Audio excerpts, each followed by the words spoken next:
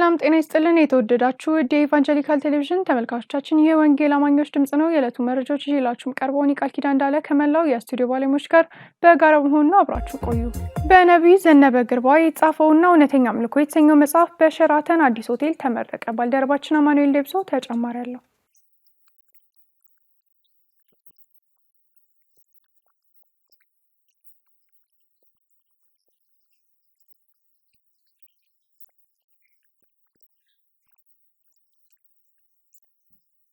በነቢይ ዘነበ ግርማ የተጻፈውና እውነተኛ አምልኮ የተሰኘው መጽሐፍ ኅዳር 22 ቀን 2018 ዓ.ም በሸራተን አዲስ ሆቴል በድምቀት ተመርቋል። በስፍራው መጋቢ ተስፋዬ ጋቢሶ፣ ጋሽ ንጉሴ ቡልቻ፣ መጋቢ ሰለሞን አበበ፣ ዶክተር አብርሃም ተክለማርያምና ሌሎችም የክብር እንግዶች ተገኝተዋል። የምረቃ ስነ ስርዓቱን የኢትዮጵያ አማኑኤል ህብረት ቤተክርስቲያን ፕሬዝዳንት የሆኑት መጋቢ ጌታሁን ታደሰ የእንኳን ደህና መጣችሁ መልእክትን በማስተላለፍና በጸሎት አስጀምረውታል። ከዘማሪ ፓስተር ተስፋዬ ጋቢሶ ጋርም ጉባኤው እግዚአብሔርን በዝማሬ አምልከዋል። በመቀጠልም ዶክተር አብርሃም ተክለማርያም የቅዳሜ አንባቢ ምልከታቸውን አቅርበዋል። ባደረጉት ንግግርም መጽሐፍ መቀመጥን ይጠይቃል፣ እንኳን እግዚአብሔር ተቀምጠ ጊዜ እንድታሳልፍ ረዳ በማለት ደስታቸውን ገልጸዋል። መጽሐፍ ቀላል አይደለም፣ መቀመጥ ይፈልጋል። አንድ ጓደኛዬ ነው የነገረኝ፣ አንተ ቆመሃል እንዳትጽፋል። እሺ ብዬ ይኸው እስካሁን እና እንድቀመጥ እየጸለይኩ ነው እና ቁጭ ተብሎ ነው የሚጻፈው ተቆም አይደለም ብሎኝ በደንብ ትምህርት ወስጃለሁ እና ዘኔ ቁጭ እንድትዘጋጅ እግዚአብሔር በልብህ በዚህ ወሳኝ ርዕስ ላይ እንድትጽፍ ስለረዳህ እግዚአብሔር በጣም አድርጌ አመሰግናለሁ። በቤተ ክርስቲያኒቱ ሚዲያ ቡድን የተዘጋጀና ስለ መጽሐፉ የመጽሐፍ ምክንያትና ሂደት የሚያስቃኝ አጭር ተንቀሳቃሽ ምስልም ለእይታ ቀርበዋል። በመቀጠልም መጋቢ ሰለሞን አበበ እውነተኛ አምልኮን በማስመልከት የእግዚአብሔርን ቃል አካፍለዋል። የመጽሐፉን ይዘት አስመልክተው አጠቃላይ ዳሰሳ ያቀረቡት ደግሞ የእንጸት ክርስቲያናዊ ማህበር መስራችና መሪ ወንድም ሚኪያስ በላይ ነበሩ። እህት ፌቨን ብርሃኑና ወንድም መክበብ ክብሩ ደግሞ ከመጽሐፉ የተወሰነውን ክፍል በንባብ አቅርበዋል። የቅዳሜ አንባቢ ምልከታን ያቀረቡት ጋሽ ንጉሴ ቡልቻ በበኩላቸው በሀገራችን ሃይማኖተኝነትና አምልኮ በተለያየ ሁኔታ የተስፋፋ ቢሆንም ለእውነተኛ አምላክ የሚደረግ እውነተኛ አምልኮ እንደማይስተዋል ተናግረዋል። ይሄ የኛ አገር የአምላኪዎች አገር ነው። እኛ ሃይማኖተኞች ነን። በጣም ብዙ ሰው ከአምልኮ፣ ከስግደት፣ ከቅዳሴ፣ ከውዳሴ በብዙ መንገድ ከሚገለጥ አምልኮ ጋር የተያያዘ ነው ህይወቱ። የአገራችን መልክ ምናልባት አሁን በዚህ ሊገለጽ ይችላል ብዬ እላለሁ። ሃይማኖተኛ አገር ነው፣ ባዕድ አምልኮ የወረሰው አገር ነው። የመጽሐፉ ጻፊ ነቢይ ዘነበ ግርማም ከባለቤቱና ከቤተ እምነቷ ፕሬዝዳንት መጋቢ ጌታሁን ታደሰ ጀምሮ በህይወቱ በአገልግሎቱና በመጽሐፉ ዝግጅት ህትመትና ምርቃት ላይ ከጎኑ የቆሙ ወገኖችን አመስግነዋል። በቤተ ክርስቲያኒቱ መጋቢዎች የመጽሐፍ ሽያጭ ከተደረገ በኋላ በፊርማና በፎቶ ስነ ስርዓት መርሃ ግብሩ ተጠናቋል። በዛሬው ዕለት በሀሎት አማኑኤል ህብረት ቤተክርስቲያን ለብዙ ጊዜ ስንማረው የነበረው እውነተኛ አምልኮ የሚለው ትምህርት ወደ መጽሐፍ ደግሞ ተቀይሮ በነቢይ ዘኔ ግርማ ተጽፎ ዛሬ እሱን የምናስመርቅበት ቀን ነው። ከብዙ ቦታዎች ሰዎች እየመጡ ነው ይህንን አብረን ለማክበር። እውነተኛ አምልኮ መጽሐፉ የሚያተኩረው ከአምልኮ ዴፊኒሽን ወይንም ከአምልኮ ፍቺ ጀምሮ አጠቃላይ በብሉይ ኪዳን የነበረውን አምልኮ፣ በሐዲስ ኪዳን የነበረውን አምልኮና እውነተኛ አምልኮ ለእግዚአብሔር መቅረብ እንዴት እንዳለበት፣ ስለዚህ ዲቴል የሆኑ አምልኮን በተመለከቱ ትምህርቶች የነበሩትን ወደ መጽሐፍ የተደረጉበት ሂደት ነው። እውነተኛ አምልኮ የሚለው ይሄ መጽሐፍ በመጽሐፉ በጣም ደስ ብሎኛል በእውነት። ሁላችንም የምናውቀው የሚመስል ጉዳይ ነው የአምልኮ ጉዳይ፣ ግን እንደምናስበው ላናውቀው እንችላለን። ጥልቅ የሆነ ከእግዚአብሔር ጋር ያለ ህብረትን የሚያመለክት ነገር ነው አምልኮ። በሀገራችን በጣም አሳሳቢ የሆኑ ነገሮች አሉ አምልኮን በተመለከተ። አንዱ በጣም የሚያሳስበው ነገር እንደምታውቁት አሁን ህዝባችን ሃይማኖተኛ አምላኪ ይሁን እንጂ የሚያመልከውን ያውቃል ለማለት አያስደፍርም። አንዳንዱ ባዕድ አምልኮ ነው የሚያመልከው፣ ጉዕዛንን ነው የሚያመልከው፣ ጣዖታትን ነው የሚያመልከው። አንዳንዱ በጥንቆላ በመተት ውስጥ የተያዘ ነው። አንዳንዱ ደግሞ እውነተኛውን አምላክ የሚያመልክ ይመስለዋል እንጂ ሌሎች ነገሮች ነው የሚያመልከው። እንዲያውም ራስን የማምለክም ደግሞ አንድ ትልቅ ፈተና ላይ ወድቀናል ብዬ አስባለሁ። ብዙ ሰዎች ገንዘብ ያመልካሉ፣ ራስ ያመልካሉ፣ እውቀታቸውን ያመልካሉ። አሁን ደግሞ ዘራቸውን ማምለክም ጀምረዋል፣ ባህላቸውን ማምለክም ጀምረዋል። ስለዚህ አደጋ አለ በአምልኮ ዙሪያ። እውነተኛውን አምላክ እናመልካለን ምን ሰዎችም ራሳችን እንኳን አንዳንድ ጊዜ ምን ልበል የተደባለቀ አምልኮ የምንፈጽምበት ጊዜ አለ። ከልባችን በእውነትና በመንፈስ የማምለክ ነገር ሩቅ እየሆነ የመጣ ይመስላል እና ልጆቻችን ከዚህ በኋላ የሚመጣው ትውልድ አምልኮ ሲል ምንድነው የሚገባው የሚል በጣም ጥያቄ አለ። ስለዚህ እውነተኛ አምልኮ እግዚአብሔርን በመፍራት በመውደድ በደስታ የማምለክ ሐሳብ ነው ይሄ መጽሐፍ የሚገልጠውና ይሄ መጽሐፍ ስለተጻፈ በጣም ደስ ብሎኛል። በጣም የሆነ ግሩም ምሽት ነበረ የነበረን። መጽሐፉን ለመመረቅ ነው የመጣ ነው። ለመጀመሪያ ጊዜ ነው መጽሐፉን ሳየው፣ ግን መድረክ ላይ ከተነገሩት ንግግሮች እና ስለ መጽሐፍ ያቀረቡት ሪፍሌክሽን እንዲሁም ከመጽሐፉ ደግሞ አንዳንድ ገጾች ላይ ከቀረቡት ንባባት ብዙ ነገር አግኝቻለሁ፣ ጓጉቻለሁ። ደግሞ በዚህ ጊዜ ስለ እውነተኛ አምልኮ መስማትና ደግሞ በዚህ መንፈስ ራሱ መገኘት በጣም ደስ ይላል።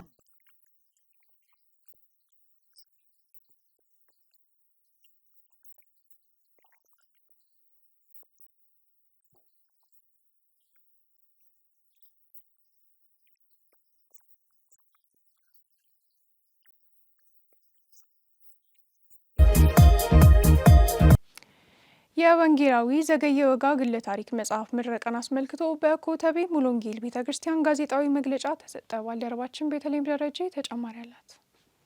ህዳር 23 ቀን 2018 ዓ.ም አጋጣሚ አይደለም የተሰኘው የወንጌላዊ ዘገየ የህይወት ታሪክ የሚዳስስ መጽሐፍ ምረቃን አስመልክቶ ጋዜጣዊ መግለጫ በኮተቤ ሙሉ ወንጌል አማኞች አጥቢያ ቤተክርስቲያን ተሰጥቷል። መጽሐፉ የወንጌላዊ ዘገየን የግል ታሪክ የሚዳስስና የባለ ታሪኩን የወንጌል ስራና አገልግሎትን የሚቃኝ እንደሆነ በመግለጫው ተነግሯል። ወንጌላዊ ዘገየ ወጋ ለ42 ዓመታት በቤተክርስቲያን ውስጥ ያገለገለ ሲሆን ባጋጠማቸው ህመም ምክንያትም ለ11 ዓመታት በቤት ውስጥ በመሆን ለሀገርና ለቤተክርስቲያን በጸሎት የሚማልዱ እንደሆነ ባለቤታቸው ወይዘሮ ባዩሽ ማሞ በመግለጫው ተናግረዋል። ወንጌላዊ ዘገየ ለረጅም ዓመታት በወንጌል አገልግሎት ውስጥ ያገለገለ፣ በብዙ ስፍራዎች ላይ የተንቀሳቀሰ፣ የእግዚአብሔርን ሕዝብ በመከራውም ዘመን ያገለገለ፣ ስለ ወንጌል የታሰረ፣ የተገረፈ፣ የተሰደደ የእግዚአብሔር ሰው ነው። ወንጌላዊ ዘገየ ጋር በትዳር 30 ዓመት ኖረናል። 2 ልጆች አፍርተናል። ስለዚህም እግዚአብሔርን አመሰግናለሁ። ወንጌላዊ ዘገየ በፍቅሩ ሰው በመፈለጉ ለአንድና ለሁለት ሰው አገር አቋርጦ በመሄድ ሰዎችን የሚያጽናና የሚጎበኝ የሚያበረታ ሰው መሆኑ ይታወቃል። ወንጌላዊ ዘገየ በአገልግሎት ዘመናቸው ለብዙ ነፍሳት መዳን የሆነውን ወንጌል በብዙ ስፍራዎች ሲያገለግሉ የቆዩ እንዲሁም የኢትዮጵያ ሙሉ ወንጌል አማኞች ቤተክርስቲያን አሁን ላለችበት ደረጃ አስተዋጽኦ ያበረከቱ አገልጋይ መሆናቸው በመግለጫው ተጠቅሷል። ፓስተር ቃላብ አጥላባቸው ባላለው የዚህ ቤተክርስቲያን መሪ እረኛ ነኝ። ስለ ወንጌላዊ ዘገየ ጥቂት ለመናገር ነው። ወንጌላዊ ዘገየ በኢትዮጵያ ሙሉ ወንጌል ትልቅ አስተዋጽኦ ያደረገ ወንጌልን በብዙ ቦታ የሰበከ እኔ ማጋነን አይሆንና ለኢትዮጵያ ሙሉ ወንጌል መጽናት፣ መበርታት፣ መቆም ምክንያት ትልቅ አስተዋጽኦ ያደረገ ሰው ነው። እኔም ማቀው በ80ዎቹ መጀመሪያ አካባቢ ነው። በደብረ ብርሃን ከተማ ተማሪዎች በነበርንበት ሰዓት የመጡ ያገለግሉን ነበር። በተለይ በአንድ ወቅት ማረሳው ትልቅ ትዝታ ነበረኝ። ቤተክርስቲያን በትልቅ መከራና ችግር ውስጥ በነበረችበት ሰዓት፣ ቅዱሳን ተበታትነው በነበረበት ሰዓት ከጋሽ መንበሩ ጋር አብረው መጥተው ያቺ ልትበተን የነበረችው የደብረ ብርሃን ሙሉ ወንጌል ቤተክርስቲያን እንድትጸና ትልቅ ምክንያት የነበረ ሰው ነው። ቅዱሳኖች ማምለክ አቅቷቸው፣ ማገልገል አቅቷቸው፣ አገልጋዮቹም ሳይቀር ወደ ሌላ ሀገር ሊበተኑ በነበረበት ሰዓት በድንገት እንዴት እንደመጡም አናውቅም። እግዚአብሔር መርቷቸው ነው የመጡት። እንዴት እግዚአብሔርን ቃል እኛን ሰብስበው ሲያካፍሉን ፊታችን ይበራ እንደነበረ፣ ያ የወደቀው ህይወታችን ይነሳ እንደነበረ ሳስበው እስካሁን በጣም ይገርመኝ። አጋጣሚ አይደለም የተሰኘው መጽሐፍ መዳናችን አጋጣሚ አይደለም የሚል ሐሳብን በውስጡ የያዘና ወጣቶች በዚህ ጉዳይ ላይ ትኩረት አድርገው እንዲኖሩ ለማስተማር ጭምር ያለመ እንደሆነ በመግለጫው ተነስቷል። ሰው በአጋጣሚ ይገናኛል፣ ጥሪያችን ግን አጋጣሚ አይደለም። የምናልፍበት የህይወት መንገድ አጋጣሚ አይደለም፣ በእግዚአብሔር ዓላማ ውስጥ ያለ እንደሆነ በማስመልከት ይህንን መጽሐፍ ተጽፏል። ስለዚህ መጽሐፍ እግዚአብሔርን እናመሰግናለን። ትውልዱ ወንጌል በምን ያህል ዋጋ መክፈል እንደመጣ ዛሬ ለአደባባይ ነጻነት ብዙ ሰዎች ዋጋ ከፍለዋል፣ ታስረዋል፣ ተገርፈዋል፣ ህይወትን የሚጠይቅ ነገር አልፈዋል። ይሄ ትውልድ አይቀልበትም ብዬ አስባለሁ የአባቶቹ መንገድ። ስለዚህ ዛሬም በእግዚአብሔር ጥሪ ጎዳና ውስጥ ለሚሄዱ ሁሉ ኃይል ይሆን ዘንድ፣ መንደርደሪያ ይሆን ዘንድ፣ ዋጋን ተምኖ የጥሪን ዋጋ ተምኖ መንቀሳቀስ ለብዙ ድል ያበቃል ብዬ አምናለሁ። እግዚአብሔርንም ስለዚህ አመሰግናለሁ።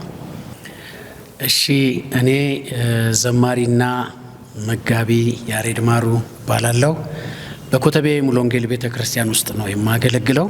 ክርስትና ማለት የከፍታ ብቻ ሳይሆን የዝቅታም ነው የሚለውን እግዚአብሔር በውስጡ ሊያብራራልን ለትውልድ ሊገልጠው የፈለገ አንድ ነገር እንዳለ ያሳያል። ለዚህም ደግሞ የግለ ታሪክ መጽሐፍ አጋጣሚ አይደለም የሚል መጽሐፍ አዘጋጅቷል። በእነኚህ ቁጭ ባለበት ጊዜያት ውስጥ እንግዲህ ኦልሞስት ወደ 54 ዓመት እንዳገለገለ እናውቃለን። ይሄ የከበረ የእግዚአብሔር ሰው የህይወቱን ጭማቂ ነው ለትውልድ የሚሰጠው። ወንጌል ምን እንዴት ባለ ከባድ ፈተና ውስጥ እኛ ጋር እንደደረሰ፣ ወንጌል እንዴት በከባባድ ሁኔታ ውስጥ ለትውልድ እንደተሸጋገረ የሚያብራራበት የሚገልጥበት እና እኛ ጋር ሲደርስ ደግሞ መቅለል እንደሌለበት የከበደውን ያንን ካቦድ የሆነውን የእግዚአብሔርን ክብር የያዘ ወንጌል ለሚቀጥለው ትውልድ እንዴት ማሸጋገር እንዳለበት ለዚህ ትውልድ መልእክት ያስተላልፋል። መጽሐፉ የፊታችን እሁድ ህዳር 28 ቀን 2018 ዓ.ም በ22 ሙሉ ወንጌል አጥቢያ ቤተክርስቲያን ከቀኑ በ9 ሰዓት እንደሚመረቅና በዚህ መርሃ ግብር ላይ የቤተክርስቲያን መሪዎችና አገልጋዮች እንደሚገኙ ተገልጿል። የመካነ ኢየሱስ ጡረታ ኢንሹራንስና ኢንቨስትመንት ኮሚሽን በአዲስ አበባ ከተማ ለሚያስገነባው ባለ 7 ወለል ህንፃ የመሰረተ ድንጋይ ያስቀመጠ። ባልደረባችን አማኑኤል ደብሶ ተጨማሪ አለው። የመሰረት ድንጋዩንም የቤተክርስቲያኒቱ ፕሬዝዳንት ቄስ ዶክተር ዮናስ ይገዙ የ21ኛው ካውንስል ተሳታፊዎችና የክብር እንግዶች በተገኙበት በንፋስ ስልክ ክፍለ ከተማ በመካኒሳ አደባባይ አካባቢ ህዳር 18 ቀን 2018 ዓ.ም አኑረዋል። ኮሚሽኑ ከቤተክርስቲያኒቱ በተሰጠው ኃላፊነት መሰረት ወደ 1872 የሚሆኑ ጡረተኞችን በአበል እየከፈለ እያስተዳደረ የሚገኝ ሲሆን ከ6400 በላይም የሚሆኑ ነገ ወደ ጡረታ የሚሄዱ ቋሚ ሰራተኞች አስተዋጽኦ በመሰብሰብ ያስተዳድራል። የኮሚሽኑን ቦርድ ሰብሳቢ የሆኑት ቄስ ፈለቀ ጥበበ በመርሃ ግብሩ ላይ ባስተላለፉት መልእክት አዲሱ የኮሚሽኑ ቦርድ ወደ ስራ ከገባበት ባሳለፍነው 1 ዓመት ውስጥ ብዙ ፓኬጆችን እያስተዋወቀ እንደሚገኝ ገልጸዋል። አዲስ የሚገነባው ህንጻ በከፊል በዋናው ጽሕፈት ቤት አስተዳደር ስር የሚገኝ ይዞታና በመካኒሳ መካኒሱስ ማህበረ ምዕመናን እንግዳ ማረፊያ ግቢ ውስጥ እንደሚያርፍ አብራርተዋል። የቤተክርስቲያኒቱ መሪዎች ህንጻው እንዲገነባ ይዞታውን ስለፈቀዱ አመስግነዋል። የሚገነባው ህንጻ የተለያዩ አገልግሎቶችን የሚሰጥ ቅይጥ ህንጻ ሲሆን ሲጠናቀቅ ለንግድ ለቢሮና ለአፓርትመንት እንደሚውል የኮሚሽኑ ኮሚሽነር አቶ ገመችስ ማቴዎስ ገልጸዋል። ህንጻውን በተደረገው የግንባታ ጥናት መሰረት ከ400 ሚሊዮን ብር በላይ እንደሚፈጅና ከ3 እስከ 4 ዓመታት ውስጥ እንደሚጠናቀቅ ጨምረው ገልጸዋል። ለፕሮጀክቱም ስኬታማነት የቤተክርስቲያኒቱ ምዕመናን እንዲጸልዩና የጡረታና ኢንሹራንስ ፈንዶችን በጊዜ ወደ ኮሚሽኑ በመላክ የሚመለከታቸው የስራ ዘርፎች እንዲተባበሩ ኮሚሽነሩ አሳስበዋል። መረጃውን ከቤተክርስቲያኒቱ የፌስቡክ ገጽ ላይ ያገኘ ነው። የኢትዮጵያ ሙሉ ወንጌል አማኞች ቤተክርስቲያን የሐዋሳ ዲላ በአካባቢው ክልል የልጆች ኮንፈረንስ ተካሄደ። ከህዳር 12 እስከ 14 2018 ዓመተ ምህረት በሐዋሳ አዲስ ከተማ ሙሉ ወንጌል አጥቢያ በተካሄደው የልጆች ኮንፈረንስ ላይ 1200 ልጆች ተገኝተዋል። አርብ በተዘጋጀው የልጆች ኮንፈረንስ ላይ አገልጋይ ሩሃማ ታፈሰ ለ30 ልጆች መምህራን የልጆች አገልግሎት መጽሐፍ ቅዱሳዊ ይዘትና ሳይንሳዊ የማስተማሪያ ዘዴዎች ላይ በማተኮር ስልጠናውን ሰጥተዋል። የቅዳሜ የልጆች ኮንፈረንስ የመንፈስ ቅዱስ ሙላት ሐዋርያት ሥራ ምዕራፍ 2 ላይ ያለውን ቃል በማካፈል ለልጆች የመንፈስ ቅዱስ ሙላት ጸሎት የተደረገም ሲሆን ብዙ ልጆች በመንፈስ ቅዱስ ተሞልተው ከአጋንንት እስራትም ነጻ መውጣታቸው ቤተክርስቲያኒቱ አስታውቃለች። እሁድ በመጨረሻም በእሁድ አምልኮ ፕሮግራም ላይ ለወላጆች ስለ ልጆች አስተዳደግ ስልጠና የተሰጠ ሲሆን ከሰዓት ደግሞ በአስተማሪ በላይነሽ ጉተማ ትምህርት ተሰጥቷል። አዘጋጆችም የቤተክርስቲያኒቱ መጋቢ የሆኑት መጋቢ ሙሉና ወንጌላዊ አረጋ ከፍተኛ አስተዋጽኦ ያደረገውን ኮምፓሽን አገልግሎትን አመስግነዋል። አክለውም የዚህን ኮንፈረንስ ዓላማውን ልጆች በመንፈስ ቅዱስ በመሞላት የዘመኑን ክፋት አሸንፈው የጽድቅ ተጽዕኖ እንዲፈጥሩ ለማስቻል መሆኑንም ገልጸዋል። መረጃውን ከቤተክርስቲያኒቱ የፌስቡክ ገጽ ላይ ያገኘ ነው። የኢትዮጵያ ሙሉ ወንጌል አማኞች ቤተክርስቲያን የደቡብ ምስራቅ አዲስ አበባና አካባቢው ክልል የተተኪ ወጣት መሪዎች ስልጠና ተጀመረ። ባልደረባችን ናስናኤል ጌታቸው ተጨማሪ አለው። ቅዳሜ ህዳር 20 እና እሁድ 21 2018 ዓ.ም በጎዛራ ሙሉ ወንጌል አጥቢያ በተካሄደው የተተኪ ወጣት መሪ ስልጠና ላይ ከክልሉ ከሚገኙ አጥቢያዎች የተውጣጡ 76 የወጣት መሪዎች ተገኝተዋል። ስልጠናውን በጸሎት ተጀምሮ በመዝሙር ጉባኤውን እግዚአብሔርን አምልኳል። በመቀጠል የቤተ እምነቱ የልጆች ወጣቶች ቤተሰብ አገልግሎት ኃላፊ የሆኑት መጋቢ ኤርሚያስ ገብረመድህን የመሪነት እድገት ጥሪና ቤተክርስቲያንን ያማከለ የወጣቶች አገልግሎት መገንባት በሚል ርዕሶች ላይ አስተምረዋል። የደቡብ ምስራቅ አዲስ አበባና አካባቢው ክልል የተተኪ ወጣት መሪዎች ስልጠና ዘንድሮ ለ5ኛ ዙር ሲካሄድ እስካሁን ድረስ 250 ተተኪ ወጣት መሪዎች ስልጠናው ላይ የተሳተፉ መሆናቸውን ቤተክርስቲያኒቱ አሳውቃለች። ስልጠናው ለሚቀጥሉት 6 ወራቶች የሚቆዩ መሆኑን የአገልግሎቱ ክፍል አሳውቋል። ውድ ተመልካቾቻችን ለዛሬ ከያዝናቸው መረጃዎች ወደ መጨረሻው ስናልፍ የኢትዮጵያ ሙሉ ወንጌል አማኞች ቤተክርስቲያን የደቡብ ምዕራብ አዲስ አበባና አካባቢ ክልል በጀሞ ተራራ አጥቢያ ለ2 የሙሉ ጊዜ አገልጋዮች የሹመት ስነ ስርዓት አካሄደች። እሁድ ህዳር 21 2018 ዓ.ም የጀሞ ተራራ ሙሉ ወንጌል አጥቢያ አገልጋዮች ሹመት ስነ ስርዓት ሲካሄድ የክልሉ ፕሬዝዳንት መጋቢ አእምሮ መልካሙ ከቤተ እምነቱ ተወክለው የመጡ መጋቢ ምንዋብ ተካና የቤተክርስቲያኒቱ ምዕመናን ተገኝተዋል። መጋቢ ምንዋብ ተካ እግዚአብሔርን የመፈለግ ዋጋ በሚል ርዕስ ሁለተኛ ዜና ምዕራፍ 15 ከቁጥር 1 እስከ 7 ያለውን ክፍል በማንሳት የእግዚአብሔርን ቃል አካፍለዋል። በመቀጠልም ለ2 የሙሉ ጊዜ አገልጋዮች ሹመት የተሰጠም ሲሆን ወንድም ደረጀ ወልደ ጊዮርጊስ በመጋቢነት አገልግሎት፣ ወንድም ክንፈ ለማ በነብይነት አገልግሎት እንዲያገለግሉም ተሹመዋል። መጋቢ አእምሮ መልካሙ የሹመት ስነ ስርዓቱን ያስፈጸሙ ሲሆን በመጨረሻም ጌታ በአገልግሎታቸው እንዲረዳቸው ጸሎት ተደርጎ ፕሮግራሙ መጠናቀቁን ቤተክርስቲያኒቱ ማሳውቃለች።